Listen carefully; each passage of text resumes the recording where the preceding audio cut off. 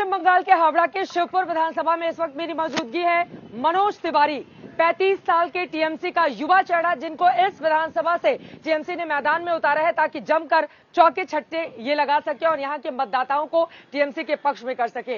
ये बड़ी सी होर्डिंग आप देख रहे हैं अपने स्टाइल में, मनोज तिवारी इस पोस्टर में नजर आ रहे हैं। बहुत स्वागत है बुलेट रिपोर्टर में आपका, और बताइए कैसा चल रहा है आपका चुनाव प्रचार? बहुत बहुत धन्यवाद। प्रचार अच्छा चल रहा है, लोगों के चेहरे पे खुशियां देख सकता हूं, पहुंचा सकता हूं। घर घर जाके मैं उन लोगों से मिलने की कोशिश कर रहा हूं और जब जो कुछ भी रिस्पांस में आ रहा है बहुत पॉजिटिव लग रहा है। अभी तक भगवान का दया है और हमारी माननीय मुख्यमंत्री ममता दीदी का मेरे ऊपर आशीर्वाद है, तो सब कुछ भगवान का दया से, लोगों के प्यार से, उनके आशीर्वाद से अभी तक सही चल रहा है। भगवान की दया और लोगों का आशीर्वाद दोनों ही चाहिए। बहुत सारे सवाल हैं जो मनोज तिवारी से हम पूछेंगे। तो हम आ चुके हैं अपने बुलेट के पास, मनोज तिवारी को हम बिठाएंगे पीछे और बहुत सारे तीखे सवाल उनसे करेंगे जो यहाँ की यानी कि शिवपुर विधानसभा के लोग उनसे जानना चाहते हैं कि अगर वो यहाँ के विधायक बनते हैं तो फिर वो अपने इलाके के लिए क्या कामकाज करेंगे। तो चलिए शुरू करते हैं अपने इस सफर की शुरुआत। अच्छा ये बताइए, इलाके के लोगों के बीच जाकर आप क्या गिना रहे हैं कि अगर विधायक बनेंगे तो क्या करेंगे इलाके के लिए? देखिए, सबसे पहले तो जो मैंने जानकारी हासिल की है, यहाँ पे बहुत सारे लोगों के मन में वो हमारे जो पहले के एमएलए जो थे उनके प्रति बहुत नाराजगी है, गुस्से में है लोग, क्योंकि जब भी डोर टू डोर कैंपेनिंग किया मैंने, सभी लोग यही कह रहे थे कि कुछ भी हो जाए आप, लेकिन पिछले विधायक के जैसे नहीं बनेंगे। तो मैंने पूछा क्या हुआ था, ऐसा क्या हो गया था जिनकी वजह से आप लोगों को इतना उनके प्रति नाराजगी है और गुस्सा है। तो वो कह रहे थे कि सुबह 4 बजे से लोग लाइन लगाते थे सर्टिफिकेट साइन कराने के लिए, अटेस्टेड करवाने के लिए और बहुत सारी अलग अलग इश्यूज पे बात करने के लिए, लेकिन वो एमएलए जो थे वो सिर्फ 50 जन से ज़्यादा लोगों को नहीं देखते थे और सिर्फ यही नहीं, बेइज्जत करके उनको भगा दिया जाता था और डिसरिस्पेक्ट करते थे हमेशा। और हमारे कर्मी भी जो हैं, तृणमूल के कर्मी जो सैनिक हम लोगों के हैं, उन लोगों के साथ भी दुरुपयोग करके बेइज्जत करके भगा देते। तो मतलब उन्होंने अपमान किया है, आपसे सम्मान की उम्मीद यहाँ की जनता कर रही है। लेकिन एक और सवाल सबके ज़हन में है, मनोज आप इतने यंग हैं, 35 साल की आपकी छोटी सी उम्र है, क्रिकेट को छोड़कर राजनीति की पिच पर आपको क्यों आना पड़ा?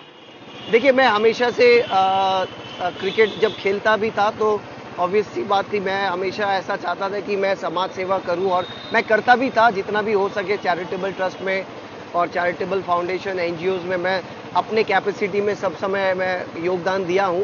तो मैं हमेशा एक बड़ा मंच चाहता था जहां पे मैं और ज़्यादा तक लोगों तक पहुंच सकूं, और दीदी ने ये मौका मुझे दिया है। और इसके अलावा सबसे मेन कारण ये है कि आज के दिन पे अग्निकन्या के अगेंस्ट में अगर आप देखें, पूरा देश एकजुट हो गया है। पूरा देश इन द सेंस पूरे बीजेपी के जितने सारे नेता हैं, और मैं एक महिला के साथ में मैं खड़ा हमेशा रहना चाहता हूं, और वो महिला हमारी इंस्पिरेशन है, बंगाल की अग्निकन्या है, बंगाल की लड़ाई की अनुप्रेरणा। मतलब ममता बनर्जी को देखकर आप चुनावी मैदान में आए? हाँ, उनकी जो कठिनाइयां है, उन्होंने जो पिछले 10 साल में जो डेवलपमेंट किया है, इम्प्रूवमेंट की है अपने काम के द्वारा, अगर आप देखें, जिसको हम लोग बंगाली में उन्नयन कहते हैं, और आने वाले 5 साल में जो मैनिफेस्टो किया गया है, तो ये सब देख के और किस तरह एक महिला को हराने के लिए इतने सारे बीजेपी नेता टूट पड़े हैं, तो उनको मेरी ज़रूरत थी इस बार। और मैं हमेशा से ये मानता हूँ कि मैं एक बंगाली हूँ, हालांकि मेरा टाइटल तिवारी हो सकता है, लेकिन मेरा जन्मभूमि और कर्म भूमि यही है और मैं मरूंगा भी इसी मट्टी में।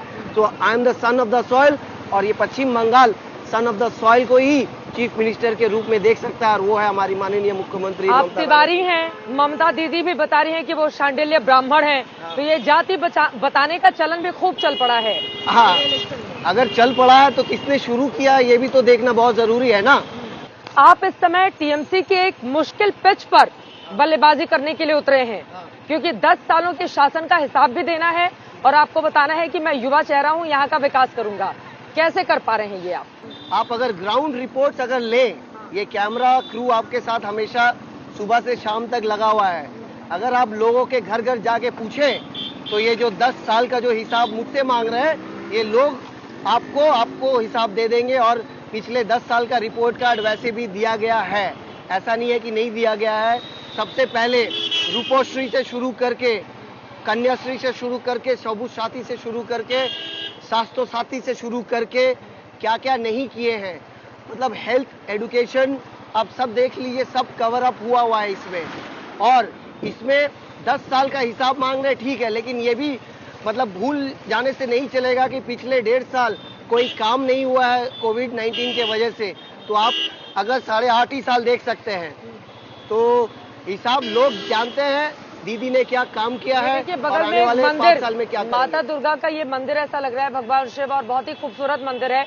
मंदिर की सियासत भी खूब चली। दीदी को चंडी पाठ करना पड़ा शुरू के 2 चरणों में। तीसरे चरण में उनको मुसलमानों से अपील करनी पड़ी कि मुस्लिम अपना वोट बांटे नहीं।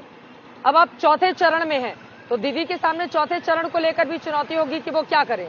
देखिए, ये मंदिर उद्घाटन करने के लिए दीदी आई थी यहाँ पे, तो देखिए जो जैसा करता है उनको उसी तरह से रिप्लाई देना बहुत जरूरी है, ठीक है। अगर बीजेपी अगर भगवान राम आसमान में अपने जगह आराम कर रहे हैं, वहां से उनको उतार के राजनीति के मैदान में उतार के अगर बीजेपी मतलब गलत राजनीति, धर्म के नाम पे राजनीति कर रही है, तो अगर दीदी उसके अलावा मतलब उसके विरोध में अगर बोले तो दीदी का बात ज्यादा हाईलाइट किया जाता है, और बीजेपी के वक्ता और जो नेता लोग हैं वो लोग करते हैं तो उतना बोला नहीं जाता है। तो ये बहुत दीदी ओ दीदी कहने पर, दीदी ओ दीदी प्रधानमंत्री मोदी जब बोलते हैं तो टीएमसी के नेताओं को ये पसंद नहीं आ रहा है। अब ममता बनर्जी गृह मंत्री को, प्रधानमंत्री को गद्दार बता रही हैं। ये कौन सा शब्द है चुनावों में?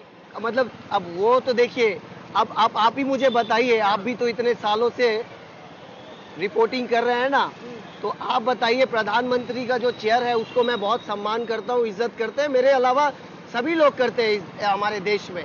लेकिन उस चेयर में बैठने से पहले उन्होंने क्या कहा था? उन्होंने कहा था कि 50 दिन मुझे दीजिए, उस 50 दिन में ब्लैक मनी लेके आएंगे हमारे देश में। आज तक किसी को पता नहीं चला। वो ब्लैक मनी आने के बाद 15 लाख रुपए करके बंटवारे होंगे, हिस्से होंगे, तो 15 लाख करके आएंगे, 15 लाख हमारे अकाउंट्स में चले आएंगे। ये तो झूठ बोल के जो वादा किया वो वादा तो निभाया नहीं आज तक। इसका हिसाब कौन देगा? इसके अलावा नौकरी की बात की थी उन्होंने, 2 करोड़ नौकरी देंगे। इसके अलावा मैं किस लिए राजनीति के मैदान में उतरा हूँ? एक तो दीदी तो है कारण, इसके लिए मैं हमेशा से समाज के लिए काम करना चाहता हूँ। इसके अलावा मैं क्यों बीजेपी के नेताओं को मतलब कोई नेता नहीं मानता, इसलिए क्योंकि गलत बोल के लोगों को ठकाना, धोखा देना ये सही बात नहीं है।